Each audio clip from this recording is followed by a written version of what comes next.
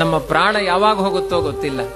ಅನರ್ಘ್ಯವಾದ ಮಾನವ ಯೋನಿಯಲ್ಲಿ ಹುಟ್ಟಿಸಿದ್ದಾನೆ. ದೇವರನ್ನ ಚಿಂತನೆ ಮಾಡುವ ವೈಷ್ಣವ ಜನ್ಮವನ್ನು ಕೊಟ್ಟಿದ್ದಾನೆ.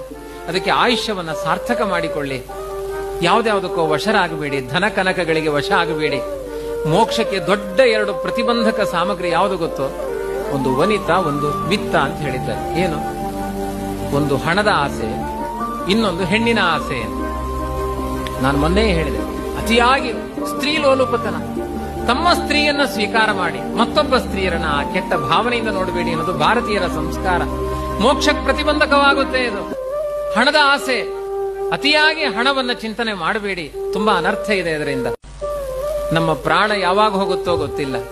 ಅನರ್ಘ್ಯವಾದ ಮಾನವ ಯೋನಿಯಲ್ಲಿ ಹುಟ್ಟಿಸಿದ್ದಾನೆ. ದೇವರನ್ನ ಚಿಂತನೆ ಮಾಡುವ ವೈಷ್ಣವ ಜನ್ಮವನ್ನು ಕೊಟ್ಟಿದ್ದಾನೆ.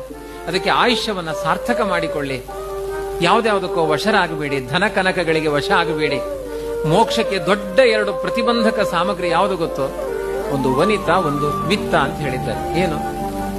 ಒಂದು ಹಣದ ಆಸೆ, ಇನ್ನೊಂದು ಹೆಣ್ಣಿನ ಆಸೆ.